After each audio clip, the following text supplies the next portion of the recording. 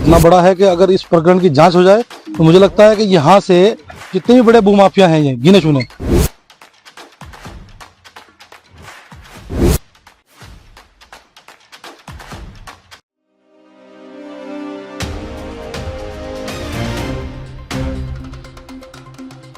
उत्तराखंड सरकार की करोड़ों की भूमि पर फिर हुआ भूमाफिया का कब्जा, प्रशासन सोया कुंभकर्ण की नींद। मामले यदि सरकारी भूमि कब्जाने का हो तो माफिया के गठजोड़ नेताओं से जुड़े जरूर पाए जाते हैं। ऐसा ही एक मामला विकासनगर तहसील के शीशमबाड़ा का है, जिसमें 2019 में माफियाओं द्वारा कब्जा किया गया था, जिसे स्थानीय ग्रामीणों द्वारा भाजपा नेता खालिद मंसूरी, विधायक सैदे पुंदीर व वर्तमान राज्यसभा सांसद नरेश बंसल के सहयोग से प्रशासन पर दबाव बनाकर छुड़वाया गया था और अब उक्त जगह पर फिर से उन्हीं लोगों द्वारा कब्जा किया जा रहा है। यहां तक कि यहां पर बाउंड्री के अंदर सिंचाई विभाग और राजस्व विभाग की भूमि पर मकान व सड़कें माफिया द्वारा तैयार की जा रही हैं। सीएम हेल्पलाइन 1905 पर भी इसकी शिकायत की गई है, परंतु अभी मामले में कोई कार्रवाई होती नजर नहीं आ रही है। आपको बता दें कि उक्त भूमि का बाजार भाव आज लगभग 150 से 200 करोड़ है। भाजपा नेता खालिद मंसूरी ने बताया कि यदि जल्द प्रशासन यहां से कब्जा नहीं हटवाता तो इसके लिए वे माननीय उच्च न्यायालय की शरण लेंगे।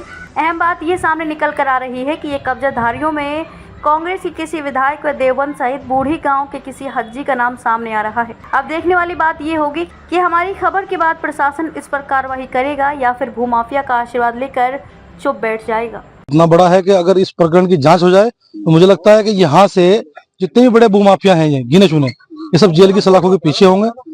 हुआ ये था साहब कि इसमें 2019 में हमारे पास एक शीशमबाड़ा ग्राम पंचायत से एक डेलीगेशन आया था हमारे पास।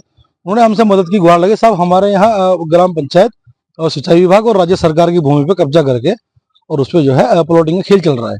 हमने कहा ठीक है, कोई बात नहीं। उसके बाद में हमने जब मौके पे आगे देखा यहाँ 2019 में, तो जो उन्होंने बताया वही पाया गया बिल्कुल। तो हमने उसके खिलाफ आवाज उठाई और उन्होंने ये भी बताया कि ये सब कब्जे कांग्रेस की सरकार में हुए हैं। यहाँ का डेलीगेशन था, कांग्रेस की सरकार में हुए कब्जे। अब सरकार भाजपा की आई तो 2019 में हमने हमारे बहुत वरिष्ठ नेता हैं, अभी राज्यसभा सांसद हैं नरेश बंसल जी, उनके सहयोग से और माननीय विधायक सैदे पुंडीर जी के सहयोग से इन जमीनों को हमने खाली कराया। मेरे पीछे की साइड में जो आप बाउंड्री वॉल देख रहे हैं, कौस्तुभ मिश्रा एसडीएम थे 2019 में, उन्होंने इस पे ध्वस्तीकरण की कार्रवाई की थी, जेसीबी चली थी, बाकायदा मेरे पास वीडियो है उसकी। उसके बाद इसी जमीन पे कब्जा होता है 2022 में, प्लॉटिंग होती है ये। उसके बाद में कब्जा खाली कराने के बाद उन्हीं लोगों ने, जानकारी के अनुसार उन्हीं लोगों ने इस पर प्लॉटिंग करके और आगे बेच दी। अब सवाल ये उठता है कि जिन लोगों ने प्लॉटिंग की उनके खिलाफ कार्रवाई होनी चाहिए, इसकी जांच हो, इसकी जांच होनी चाहिए पूरे। आपने तो बोला था ना कि 40 बीघा में थी ये टोटल जो जमीन उस टाइम हमें जो बताई गई ये लगभग 40 प्लस। हाँ, अनुमानित लागत कितनी होगी? अनुमानित लागत तो यहाँ पे साहब 1 करोड़ रुपए बीघा जमीन है, 80 लाख रुपए बीघा जमीन है। ये जमीन है किसकी? ये राज्य सरकार की भूमि है, सिंचाई विभाग की भूमि है, ग्राम समाज है। तो कब्जा करने वाले लोग हैं कौन? कब्जा करने वाले लोकल हैं, 2-3 लोग इसी पंचायत के हैं और एक बुड्ढी का है और 1-2 लोग इसमें कांग्रेस के बड़े नेता भी शामिल हैं। सरकार तो भाजपा की सरकार क्यों नहीं छुड़वा? देखिए, आपने बहुत अच्छा सवाल किया।